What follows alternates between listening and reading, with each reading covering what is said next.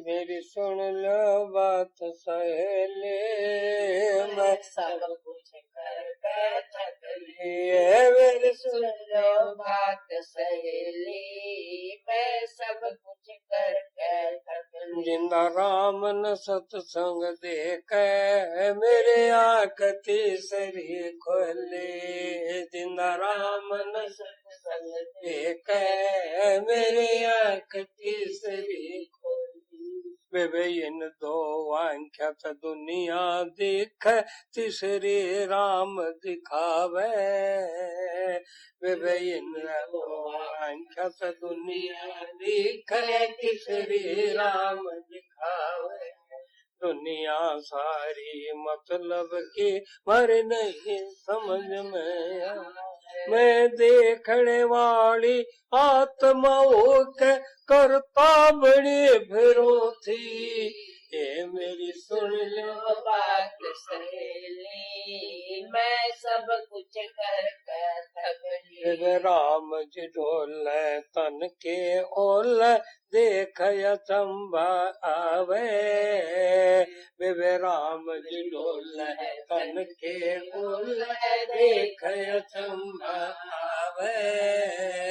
विषय विकार में दुखी कर सब अपना खेल दिखावे, मन देखा मारे कर्म ही आके लाव विषयों के उंगली। मेरी सुन लो बात सहेली, मैं सब कुछ करके थक ली। वे हम सब शांति पाने के लिए धर्म पसार बढ़ावे, ताकत नारायणे पर देख पसारे दुखियों के घर वाल को कहते तुम ना मानो किसी की। मेरी सुन लो बात सहेली, मैं सब कुछ करके मेरे सत्संग लेकर पता चला चाहिए मैं दुख गणे हैं, भूल के कारण सारे समझे बिन मिले मैं सुख गणे हैं। मैं अपने अनुभव से कहती शांति ना जग में कहीं भी। हे मेरी सुन लो बात सहेली, मैं सब कुछ करके थक ली। जिन कह लागे मैं जाने दूजे को पता चले ना, सखी पता पहले जागो अब तुम देर करो ना।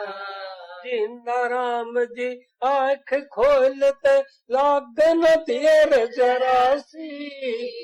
मेरी सुन लो बात सहेली, मैं सब कुछ करके थक ली। जिंदा राम न सत्संग देख मेरी आँख तीसरी खोली। हे मेरी सुन लो बात सहेली, मैं सब कुछ करके थक ली। जय जी। जो है मैं ना हमारे अंदर जो चढ़ जाता है उसको कहते हैं माया। ये मैं क्या करूँगी चला यूं मैं लेकर चलना हाल में पड़ी पड़ी गम खाऊं मैं क्या करूँगी। आपको और एक बात बता देता भीमराव, आप इस बात को पक्की तरह लिख लेना अपने दिल में, एकदम पक्की बात है। हमारे श्याम सेठ हैं, इनके पिताजी ने जो कमाया था उसको इन्होंने बढ़ाया, और आज अगर उस पैसे को ये अपनी मर्जी में खर्च करना चाहे तो क्या कर सकते हैं? नहीं कर सकते, नहीं कर सकते। और फिर भी कहते मेरा है, फिर भी क्या कहते मेरा है। इस भ्रम को दूर करने के लिए महाराज जी ने एक गीत लिखा है कि संत लोग लिखते हैं, वो कहते हैं सतगुरु ने अपने की मदद करी, सतगुरु ने अपनों को जगाया, सतगुरु अपनों को लेकर जाएंगे सतलोक।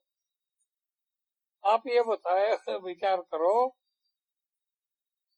जब वो परमात्मा ही सतगुरु है, हम तो सारे ही बच्चे उसके हैं, फिर वो अपने अपने क्या कर रहे हैं ये संत लोग? क्या झूठ बोल रहे हैं भीमराव? सही बात है? है। संत जो कहते हैं वो सत्य है। हाँ, तो फिर इसका उलगाड़ा करो ना थोड़ा। अभी हमको पहले जब के नाम नहीं मिला था, हम अपने आप को जानते भी नहीं थे कि हम कौन है। उसके बाद हमको ये मालूम पड़ा कि हम कौन है और परमात्मा क्या है, सदगुरु क्या है, ये हमको अभी बाद में मालूम पड़ा। तो उसके बाद तो ये संतों को ही हम, हमारे सामने तो संत ही दिखते, उनकी मुख से हम बातें सुनते हैं और उन्हीं को सत्य मानेंगे। तो उनकी कही ये बात आप क्या सामने नहीं आई कि अपना वो जो अपनी माने, अपना वो जो अपनी माने। आज घर में श्याम सेठ की जो मानेगा तो उसको ये आज भी अपनी दौलत दे सकते हैं, आज भी। और इनकी दौलत है, ये तो छोरी निवा का है कि वो अपनी मर्जी नहीं कर सकता, कर सकता है अपने धन को, ये चाहे जिसको मर्जी दे सकता है। ये हमारे देश का नियम है, कानून है, कायदा है। फिर उसका अगर नहीं रहेगा फिर वो कैसे दे सकता? दे सकता है, वो नहीं दे सकता, ऐसा कैसे? फिर इसका क्या रह जाएगा? क्या है तो वो दे सकते। तो मैं वही कहता भैया, जो इनका है ये दे सकते हैं, पर जो इनका नहीं है उसको अपना माने बैठे, इसका क्या इलाज? आपको इतना सब ज्ञान हो गया ना अभी, हम तो आत्मा है, हम तो फलाने हैं, हमको तो सारा ज्ञान हो गया सब, ये ज्ञान नहीं होया, ये ज्ञान खत्म हो गया, ये ज्ञान है ही नहीं कुछ काम का। वो ज्ञान ही अज्ञान हो गया। भाई यही तो संत लोग बताने के लिए है, एक तेरा है तो तू अपनी मर्जी उस पर चला सकता है, जो तेरा नहीं है तो तू उसको अपना समझ के क्यों बोझ उठा रहा है? यही तो वो कह रहे हैं हमको, यही श्याम सेठ, हम इसको नमस्कार करते हैं 1000 टाइम। हम हमारे को अलग किया था, हमारा बच्चा सुन नहीं रहा था बात, इन्होंने उसको समझा दिया, उसकी अकल में बात आ गई और हमको न्यारे कर दिया, इन्होंने ही कर दिया। करने के बाद हो गया हिस्सा 3 हिस्से हो गए, हमारे घर के 2 छोरे के 1 मारा, नौकरी चाकरियां उसी में हमारे वाले में ही आ गई। ये अलग करने वाले क्या कहते, भगत जी ये हिस्सा तो हो गया अभी, लेकिन ये सब इनका ही है। रामन सेठ कहते थे, श्याम सेठ के साला जी, ये इनका ही है, मेरे मुंह से निकले इनका है तो अभी दे दो इनको, हम क्यों चिंता में पड़े? इनके धन की हम क्यों चिंता करें भाई? हमारे को तो कल ही होली करेंगे, जो हमको दिए है हम तो कल ही सफा इसको आग लगा देंगे, तो हमको दो, नहीं तो इनका है इनको दे दो। ये हमारी वाणी है क्या? हमारी नहीं है ये, वो मालिक यही सबको कह रहा है, अगर तुम्हारा है तो तुम्हारी मर्जी से तुम कर लो, इसमें जो कुछ कर सकते हो। अगर तुम अपनी मर्जी नहीं चला सकते तो उसका मतलब वो तुम्हारा नहीं है, ये समझकर तुम मजा ले लो, जिसका है वो अपने आप निपटेगा।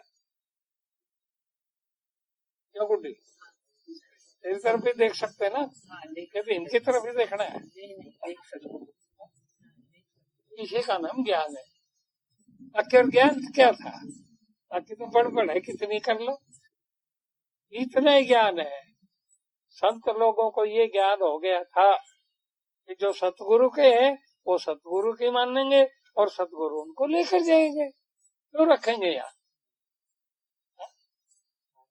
तो रखेंगे भाई। और जो सतगुरु के नहीं है वो कौन है? वो सतगुरु के नहीं मानते या काल के है, वो काल में रहेंगे। है?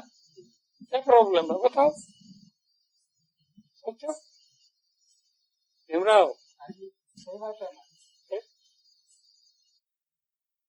भीमराव का एक घर है, अभी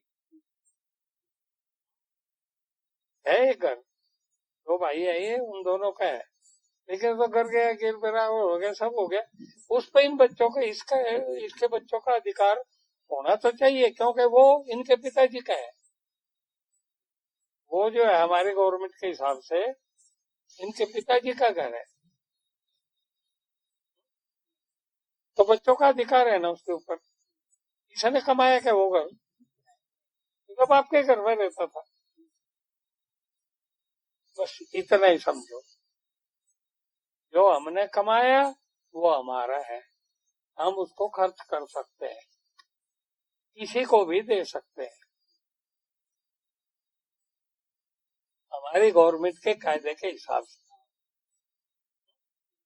और जो हमारा है ही नहीं, उस पर किस बात का रुबाब मार रहे हैं?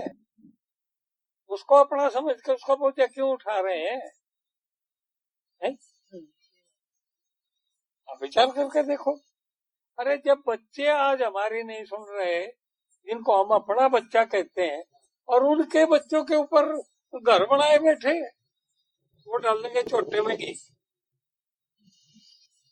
यही तो बताने के लिए आए वो। जो जाग गया उसको सब कुछ उस प्रभु का लगता है। बाहर से भले वो चाहे संसारी दृष्टि से कुछ भी कहता रहे, बाहर से मैं दुखी दिखूं, अंदर आनंद छा रहा, क्योंकि बाहर की हमारी एक दुनिया है, ये मन से संबंधित है, तन से संबंधित है, धन से संबंधित है।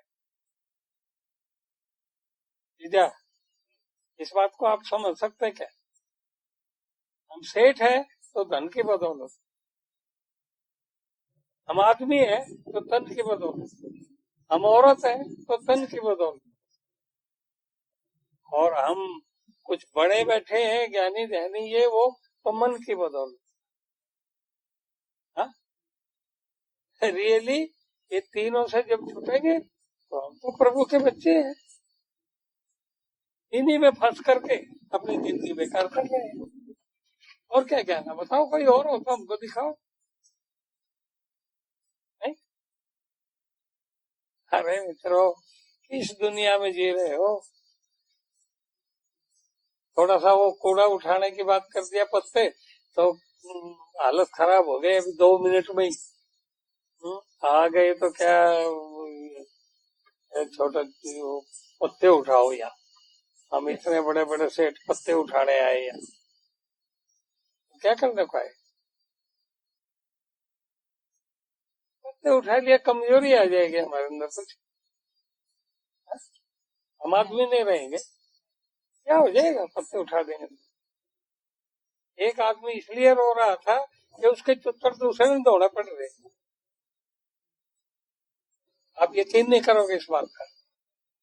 वो इसलिए रो रहा था कि भाई जो मेरा काम है वो भी मैं नहीं कर पा रहा, और औरों को हमारे चुत्तर दौड़े पड़ रहे हैं। हम इतने साथ प्रेम में बैठे, हम भगवान से यही प्रार्थना करते हैं ऐसा समय हमारे ऊपर ना आए कि हमारा काम कोई दूसरे को करना पड़े। क्यों भीमराव, नहीं सोचेंगे? हे भगवान, हाथ पांव चलते ले जा उठा के, ऐसे ही सोचो। अरे हमारे हाथ पांव तो इतने कमजोर हो गए कि मन में है भाई नहीं करना तो नहीं करना है, जब मन में आ जाएगा करना तो फिर करना, ताकत भी आ जाती है। कहाँ से आ जाती है तो मैं नहीं जानता, लेकिन ताकत भी आवे। आज वो 10 किलो का बोझा उठा के चल रही थी भगतनी, मैं ये मेरी नजर पड़ गई, मैंने ले लिया। मैं बोला इतना करना पड़े यानी वो मेरा काम है, वो तो मना करना पड़े। और ये पाते ठाण का काम मेरा है कि क्या भाई, तो ये मेरा और तेरा कहाँ से आ गया? पॉइंट क्या है भाई, ताकत आ जाती है, उसने जो काम कराना है ताकत देकर खेल कराना, मौजा नामनी वाली। तो ये उसका तमाशा है, और उस तमाशे को हमने देखना है। अरे कितने बड़े बड़े कार्य ये लोग सब कर रहे हैं दुनिया में, तो हमारे को तो इसके बिना सर रहा है। वो कहते हैं जैसा पाद्या सर है तो टट्टी क्यों जाऊंगा।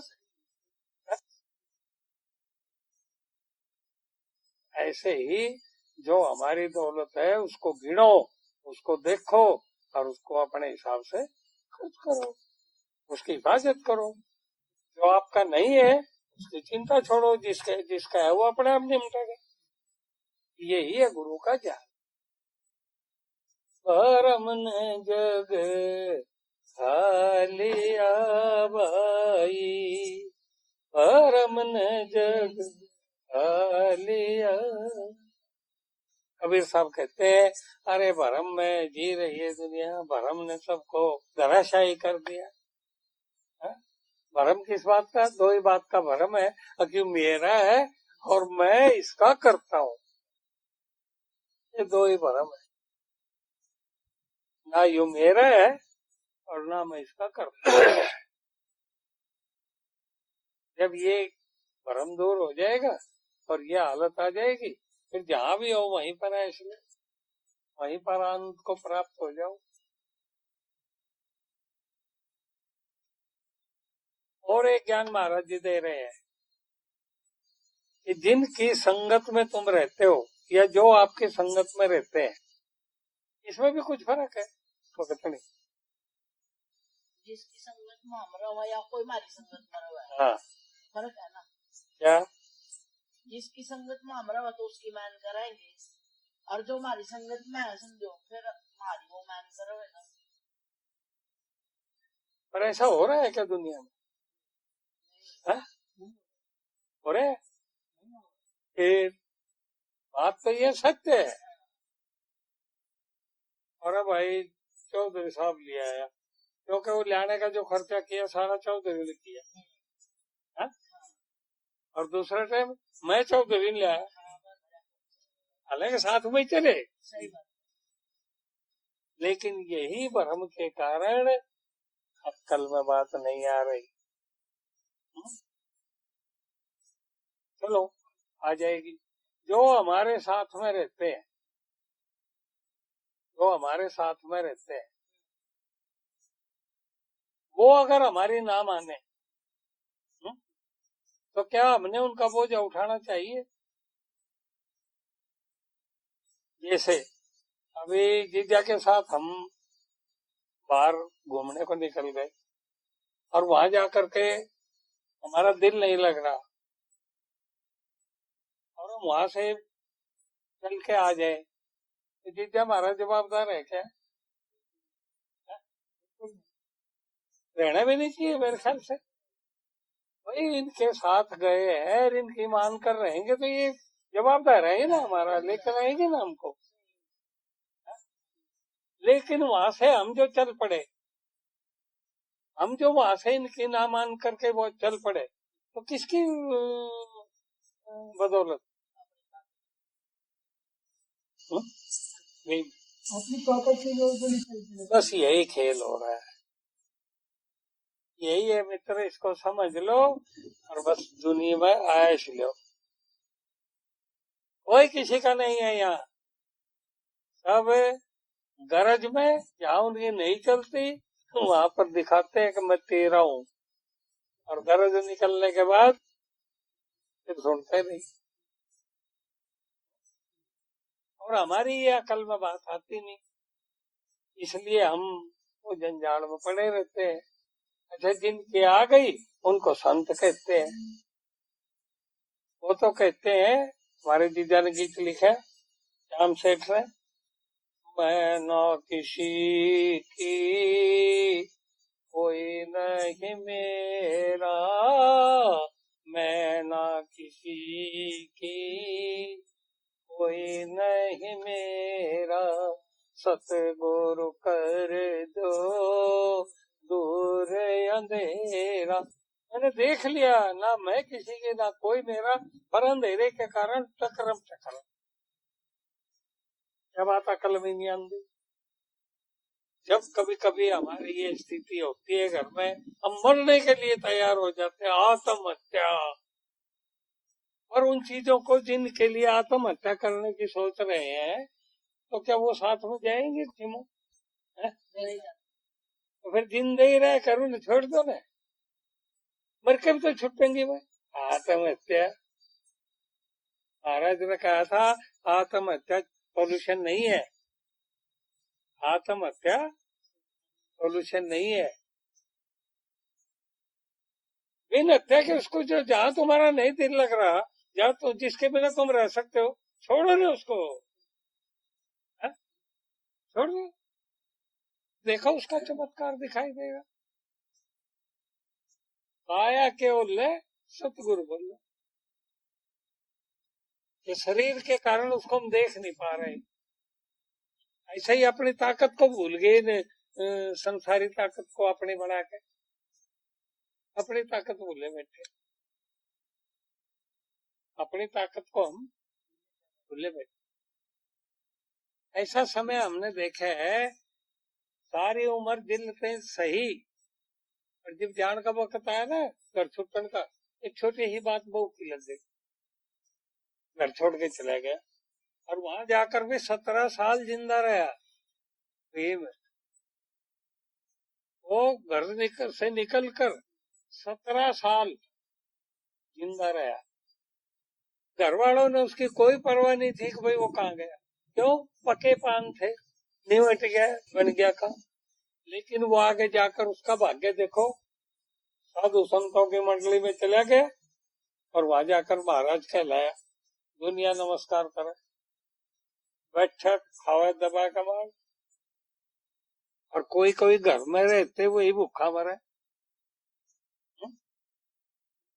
थोड़ी सी आवाज करे ना वो यूं कहे चैन नहीं है, थोड़ी देर चुप नहीं रह सकते।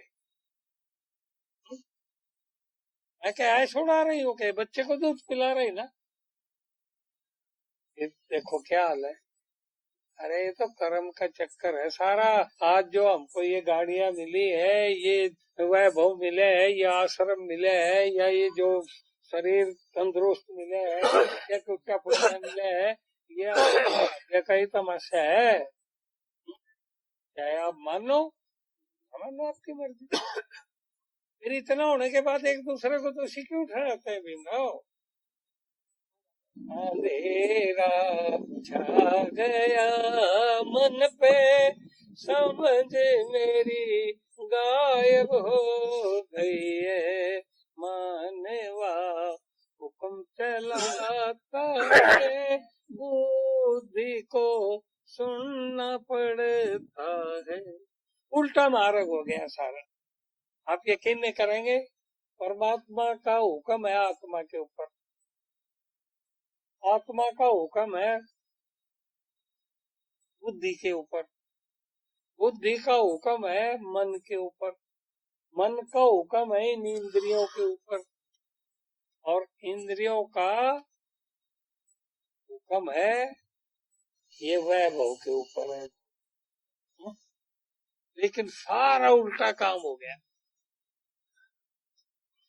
इस वैभव ने हमको इतना अपने तरफ खींच लिया कि हमारी इंद्रियां भी काम नहीं करती। एक सुंदर सी औरत हमको दिखाई दे जाए, हमारी ये आंखें भी काम नहीं करती, हमने आंख बंद कर ली, उधर से उधर देखना शुरू कर दिया, लेकिन मन उसी को देख रहा है। बताओ क्या करें अभी? तो वैभव ने खींच लिया ना, इंद्रियों के बस का मामला रहा है क्या? और इंद्रिया चली गई इधर, मन को खींच लिया उधर।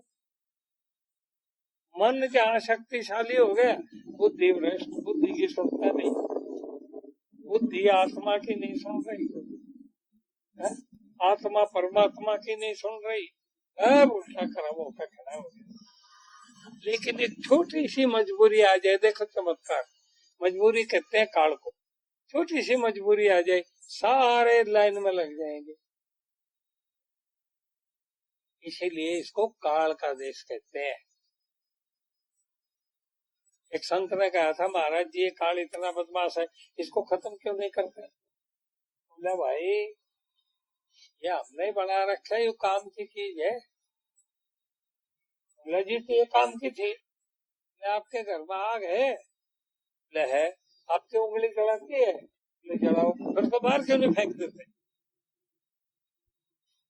प्रेमियों, काम की चीज को नष्ट नहीं किया जाता। जय जिंदाबाद। हम सबका आधार निष्कलंक अवतार नंदन सतगुरु। जय जिंदाबाद। एक ही चीज है, नाम, बस उसके आधार रहो, जिंदगी का आनंद।